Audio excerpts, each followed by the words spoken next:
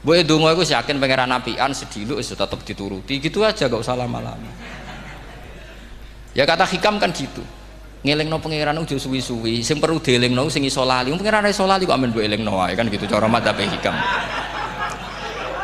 Makanya kata madzhab hikam kan gitu. Wa inna ma yunabbahu man yajuzu alaihil ikhfal. Yang boleh diingatkan yang mungkin lupa. Tapi kalau masih ingat ya sudah tidak usah diingatkan lagi. Doa itu sekali saja. Saya ini termasuk korban kitab hikam. Loh, saya itu berkali-kali ke Mekah. Itu saya kalau dongo itu pertama di Multazam berdoa. Itu saya sebagai santri, ya pas di Multazam ingin berdoa lagi. Tapi mesti spontan itu ingat hikam. Yang boleh diingatkan yang mungkin lupa. Akhirnya bilang, ya sudah tadi Gusti, ya gitu dok. Di putaran ketiga bilang, tadi loh Gusti, ya gitu terus. Karena memang saya malu mengingatkan zat yang nggak mungkin lupa. Tapi sampean jangan ikut saya, ini kriminal. Ini termasuk sisi-sisi kriminal ilmu saya. Tapi ilmunya ada, sampean cari di hikam. Wa inna ma yunabbahu man yajuzu alihil ikhfal. Yang boleh diingatkan yang berpotensi lupa. Mungkin Anda punya dalih, wah aku dongo mau nunjukno butuh Gus, tapi ra kemen disembadani. Ya alhamdulillah aku yang ngono. Tapi tak pikir makom sampean tidak seperti itu, tetap kepengen disembadani. Saya berkali-kali berdebat sama orang-orang liberal. Sekarang saya tanya, mereka kan senang sekali ya mengutip ayat la ikraha fiddin, bahwa dalam agama itu tidak perlu pemaksaan. Sebetulnya ayat itu jelas ada terusannya qad tabayyana rusydu minal ghayy. Yang benar tentu begitu jelas, terpisah betul begitu jelas, yang benar ya benar, yang salah ya salah. Sehingga kita tidak perlu memaksa orang, misalnya 2 ditambah 2 itu 4, terus kamu paksa, kalau nggak mengatakan 4 tak penjara, itu tidak perlu. Kalau orang waras pas bilang 2 tambah 2 4, 1 tambah 1 2. Kebenaran la ilaha illallah itu seperti itu, kebenaran yang begitu nyata sehingga tidak butuh dipaksa. Jadi sebetulnya la ikraha fiddin itu konteksnya, karena kebenaran benar-benar sudah punya eksistensi yang nyata, untuk diakui itu tidak butuh pemaksaan. Orang seluruh Indonesia kan bilang 1 tambah 1 itu 2, nggak usah diintimidasi nanti ditangkap Pak Gatot gitu. Ya tidak perlu. Makanya terusannya ayat lah, repotnya sekarang santri-santri kalau pidato khitobiah di pondok-pondok ya diputus kayak orang liberal, la ikraha fiddin. Itu belum wakaf, masih qad tabayyana rusydu minal ghayy. Paham yang saya maksud ya? Sehingga kadang Nabi itu ngendikan secara ekstrim. Misalnya mangqala la ilaha illallah dakhalal jannah. Siapa yang meyakini la ilaha illallah nanti pasti masuk surga. Entah kapan pasti masuk surga. Kalau belum ya antri masih, tapi pasti lah. Terus Nabi sempat ngendikan, itu hadis sahih, wa in zana wa in saraka, meskipun pernah punya masa lalu, zina itu fi'il madhi, pernah punya masa lalu, pernah zina, pernah maling. Itu sampai 3 kali sahabat protes. Tapi saya berkali-kali ngomong di ngaji di Jogja, di Bojonegoro, di rumah ngomong, kebenaran yang absolut, kebenaran yang hakiki tidak bisa terganggu oleh perilaku sosial. Bukan masalah seakan-akan hadis ini membolehkan zina, itu tidak mungkin. Inna wa la ya'muruna bil fahsya, Allah tidak akan nyuruh hal yang buruk. Tapi saya beri satu logika, satu analogi. Kalau rektor Al-Azhar kamu tanya 1 tambah 1 berapa Pak Rektor, pasti bilang 2. Kamu tanya Amrozi ya bilang 2. Kamu tanya Pak Ahok ya bilang 2. Kamu tanya Anies Baswedan ya bilang 2. Tanya Pak Nusron dijawab 2. Sama, semuanya jawab 2.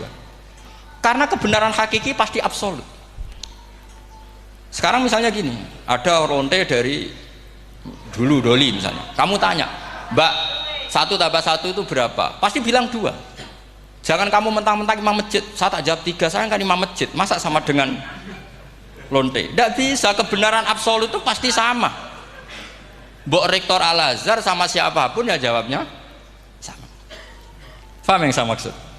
Sebab itu kadang Nabi ngendikan wa in itu la ilaha illallah itu kebenaran absolut, lebih absolut dibanding 1 ditambah 1 2. Sehingga kebenaran absolut la ilaha illallah itu nggak bisa terganggu oleh apapun. Paham ya maksud? Nah itu maksud qad tabayyana rusydu minal ghayy. Kita tanya rival politik, Pak Jokowi kamu tanya 1 tambah 1 ya 2, Pak Prabowo ya bilang 2, bukan karena rival politik. Tadi Pak Jokowi jawab berapa? 2, ya udahlah 4. Tidak ada seperti itu.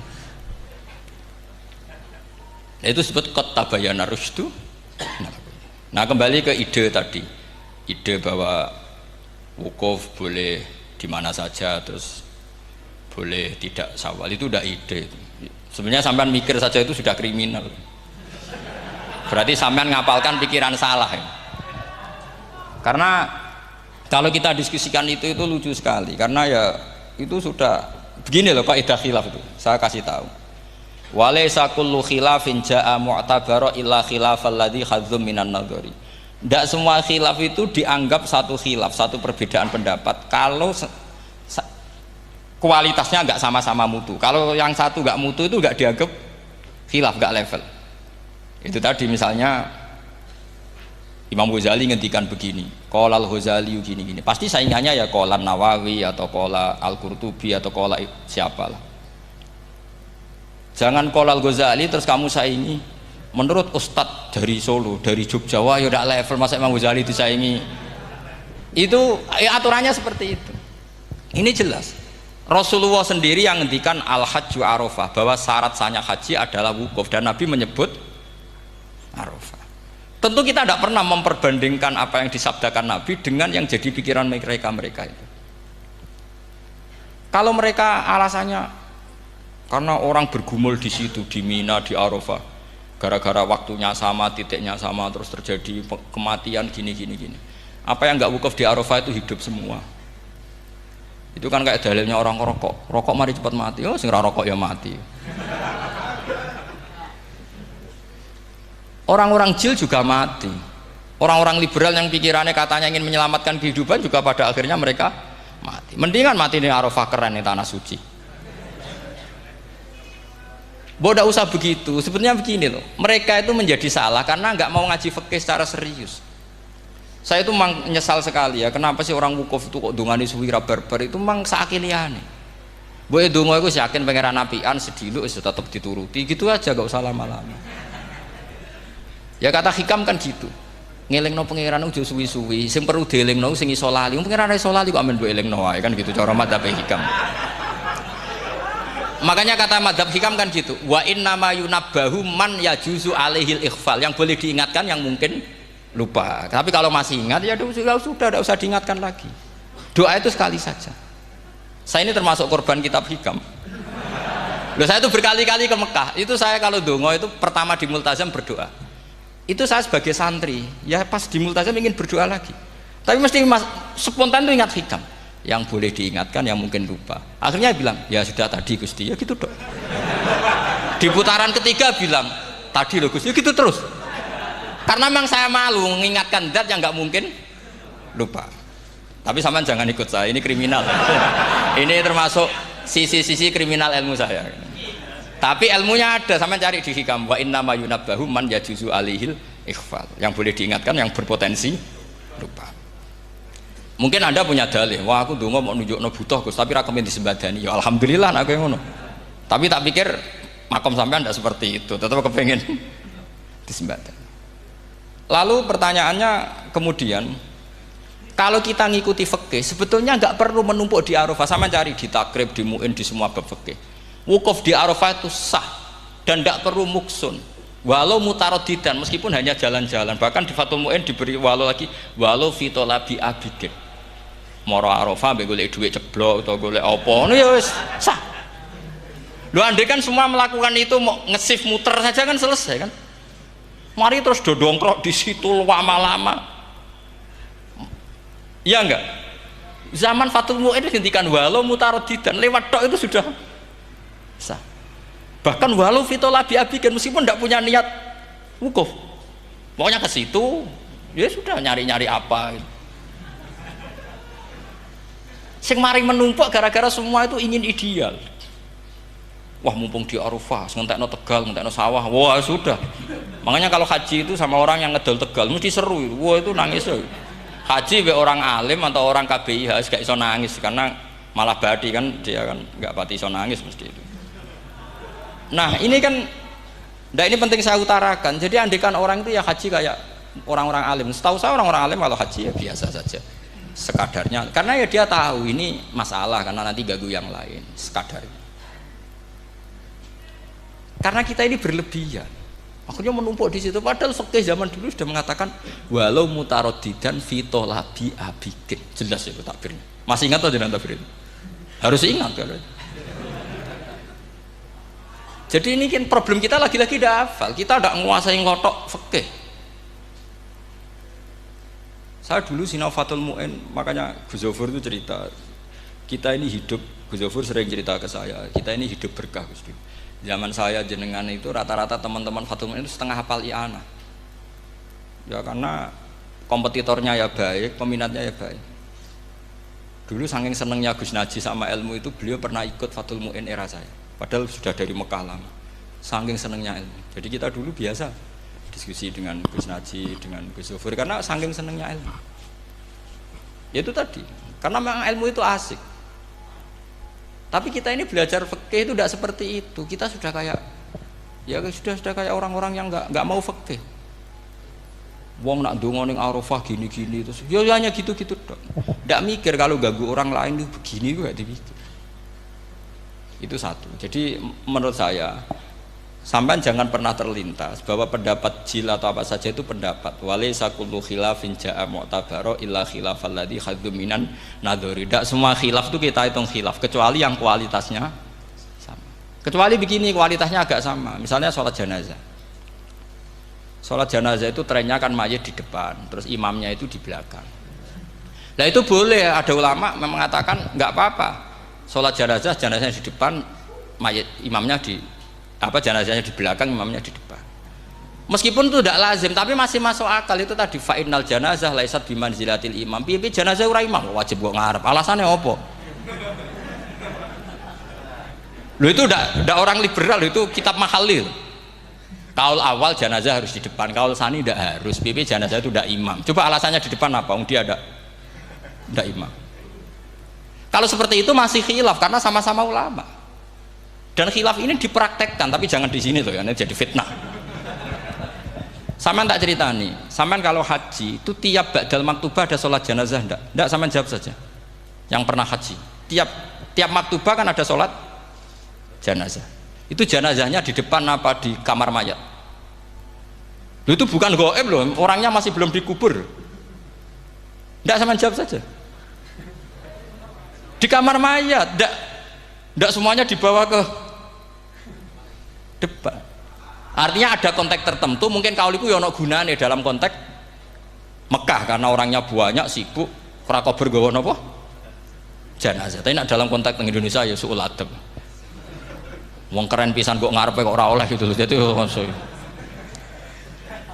ya kalau kiai kan biasa kok ngarep keren. Misalnya jenazah wong awam kesempatan sak ngarepe kiai ya pas mati kowe kok ora oleh gitu. Jadi cara kula itu kan. Lah iya misalnya ana wong awam goblok mati. Jenazah dak kok nguri. Dadi yo ape dadi ngarepe kiai pisan kok ora oleh gitu loh. Jadi menurut saya itu. Tapi kalau kamu mengatakan ini fardhu ain, kalau enggak di depan enggak salah, alasan Anda apa? Ini itu udah imam. Yang wajib di depan kita ini kalau imam. Lah seperti itu khilaf. Ini cerita khilaf. Mutu, alasannya sama-sama mutu. Qailnya yang punya pendapat ya sama-sama mutu karena diceritakan kita Mahalli.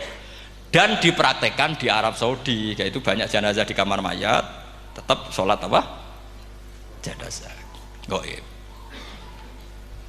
Itu pernah saya praktekkan. Tapi sekali itu saja, mungkin tidak terulang. Pas kemarin Mbak Nafe Hajin. Mbak Nafe itu dekat jenazah itu tidak mungkin, banyak sekali. Gak sholat wes bengi-bengi tante ini nganti jam loro. Dan saya akrab sama beliau, sering guyon sama saya. Sebelum meninggal tuh berkali-kali, ya memang masih keluarga sama saya, jadi sering guyon. Dulu sering guyon sama saya. Ya aku sebenarnya tenanan, ini ya, sering ngandani saya. Gitu. Saya nggak ngira kalau mau wafat. Akhirnya saya itu ke masjid sama anak saya namanya Hasan. Acung nyolati Mbak Nafe. Pak kok nggak di depannya? Ya sudah ini darurat, karena nggak mungkin mendekat beliau. Jadi ya itu tadi buktinya sholat gaib. Sholat gaib juga misalnya orang Kediri boleh nggak nyolati orang yang mati di NTT yang lebih timur, boleh nggak? Boleh, padahal mayatnya di belakang karena memang tidak imam. Lah kalau seperti itu khilaf, ini cerita kalau seperti itu khilaf meskipun agak-agak kontroversi tapi kualitasnya masih waras lah, masih bagus.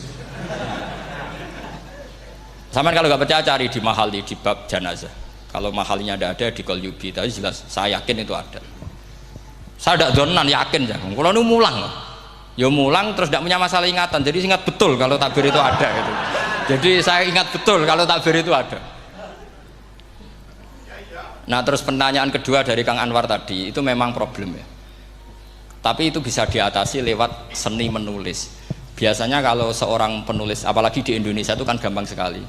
Kalau kata itu bisa bias atau majas, kan bisa dikasih tanda kutip. Dikasih tanda apa? Kutip. Itu memang nyata ya. Saya pernah berdebat berkali-kali lah. Saya kan satu tim ya dengan Pak Zaini, dia seorang profesor, juga pernah tanya Gus Wafi, putrane Mbah Mun saat di Syria. Zaman itu Said Ramdan Al-Buti masih hidup. Saya itu punya komunitas dokter. Ini cerita nyata ya. Yang dia tanya gini, Pak Bahak, kita ini ahli embriologi dan tidak pernah ada ceritanya ada segumpal darah dalam proses embriologi. Yang ada itu sekian zigot yang berhasil nempel di dinding rahim itu nanti yang jadi janin. Jadi kalau kita ngaji ada segumpal darah itu menjadi aneh bagi kita karena proses itu tidak ada. Ya saya jawab ya enteng saja. Ya kan yang bilang segumpal darah itu kiai kan tidak Quran. Makanya benar Kang Anwar tadi yang ngomong itu mufasirnya atau kiainya yang terjemah. Kalau Quran hanya bilang min alakin. Iqra bismi rabbikal ladzi khalaq khalaqal insana min alaq. Alaq itu kan dari kata alaqa ya'liqu alaqon, sesuatu yang nempel itu namanya alaqah. Makanya di Alfiyah ada wa ulqatun hasilatun, ulqah itu sesuatu yang terkait atau yang menempel. Sehingga ya pokoknya kalau alaq itu artinya tidak harus segumpal darah, bisa sesuatu yang menempel. Sama cari di kamus, dicari sama dia kamus. Aliqa ya'liqu menempel. Oh, ya oke Pak Ba, enggak masalah. Nah, lalu kalau kita memaksakan itu bukti ilmiahnya Quran ya resiko juga, nanti ada penelitian yang berbeda. Makanya kita bisa memanfaatkan tanda kutip kalau lafadz itu majas atau kata itu majas, kalimat itu majas. Atau kita menganalisis secara balaghah min jinsi dzalikat dam. Misalnya begini, saya kalau sedang benci Anda, saya akan bilang kamu itu membawa WC. Wong tak melete gawa WC ngalor ngidul, karena di perut kita memang ada kotoran. Berarti kita ini WC yang melaku ngalor ngidul. Oke, itu saat kita benci manusia. Coba sampean lihat di kitab tasawuf. Faqih fatatakabbar wa anta kanafun minal aknam, kan disebut kamu kok sombong kowe iku WC melaku. Tapi nanti kalau kamu ngaji di alam rohani, kamu disebut laqad khalaqnal insana fi ahsani taqwim. Artinya bisa saja alakin ini benar-benar maknanya segumpal darah. Tapi dalam konteks manusia, jenis kamu adalah jenis segumpal darah, bukan dalam proses embriologi mengalami segumpal darah. Kita masih bisa berkelit, asal kamu ilmunya banyak, hafalaman banyak, tetap bisa berkelit. Problemnya kadang kita tidak punya ilmu. Loh ya, ini kisah nyata ya. Jadi kemarin entah tanggal berapa saya lupa, itu kan Kemenak datang ke Yai, ke Mbah Mun, ke Gus Zofur. Di antara usul saya seperti itu, mbok terjemah Kemenak, kalau yang terkait sain itu dikasih bahasa yang bias, karena nanti kalau tidak bias, ini nanti ada penelitian kelihatan Quran dianggap loh ya, dianggap salah. Sebenarnya salah yang terjemah. Atau kita yakin sesuai ilmiah, ternyata suatu saat ada penemuan yang berbeda. Kita bisa manfaatkan tadi seni menulis tadi, misalnya tanda kutip atau dipakai kata bias. Ya misalnya begini, contoh paling gampang tadi, misalnya kita bangga misalnya Quran terbukti benar ketika mengatakan wa ja'ala bainahuma barzakha wa hijra mahjura, antara air tawar dan air laut itu ada pemisah. Kita mungkin ya setuju nyari-nyari ayat tentang Big Bang, tentang apa ledakan yang dahsyat. Tapi apapun itu teori itu bisa iya bisa tidak. Nah itu kita bisa manfaatkan tanda kutip. Atau seni pakai lughat. Saya beri contoh seni lughat begini. Keyakinan santri yang di sini, yang di kewegean sini. Makhluk itu yang terkenal kan 3. Manusia, jin, terus setan.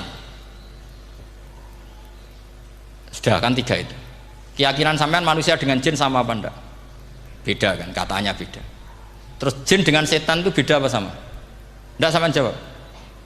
Beda, rata-rata santri fikih bilang beda, karena jin itu bisa mukallaf, bisa sholat, bisa enggak. Kalau setan pasti enggak sholat. Tapi pecinta orang sholat dia, kalau orang sholat datang, penggemar dia, mau ganggu gitu. Nah sekarang pertanyaannya gini, lalu ketika para ulama mengatakan jin dan malaikat itu beda, jin dengan setan beda, tapi di Quran itu ada loh ayat fasajadu illa iblis kana minal jinni fa fasaqa an amri rabbi. Jelas ayatnya di surat Isra kalau nggak salah tuh. Kana minal jin. Kana ana sapa iblis iku minal jinni. Padahal tadi Anda yakin iblis dan jin itu tidak sekategori, tapi ayat itu kana minal jin. Caranya gimana? Gampang, sama cari di tafsir Baghawi atau tafsir Ibnu Katsir.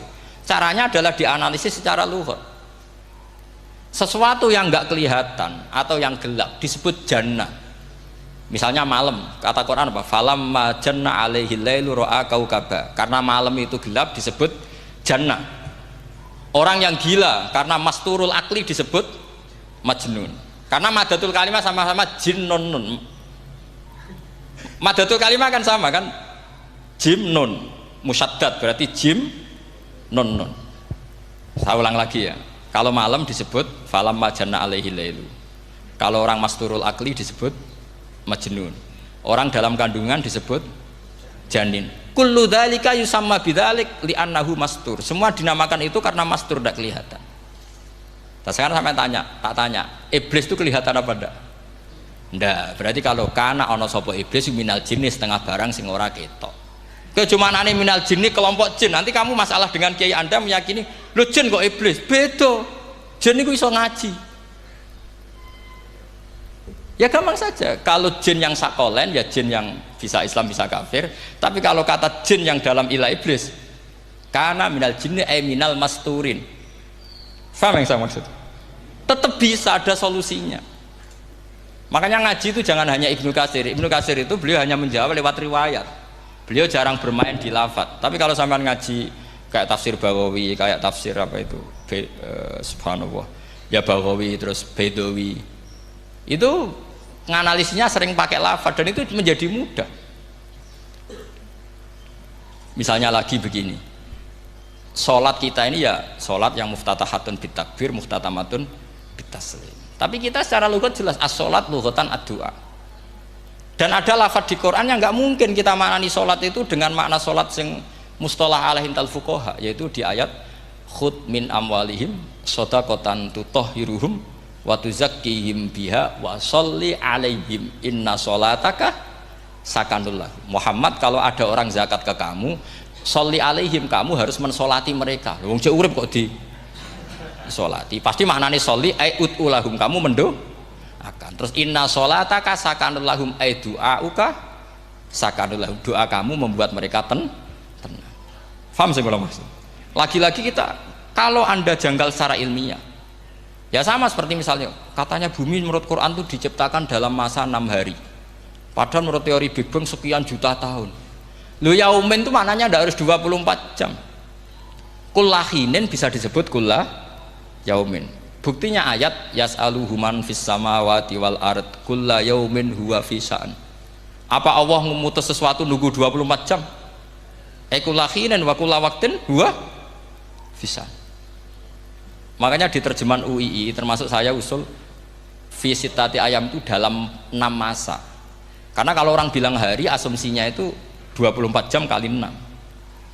Itu masih bisa, masih meskipun mungkin seperti itu, tapi ya mungkin tidak. Tapi kita masih bisa bermain kata gini, ku dinetralisir. Yaum maknanya khin. Napa maknanya napa? Khin. Kayak di apa? Yas'aluhu man fis samawati wal ardi kulla yaumin huwa fisa.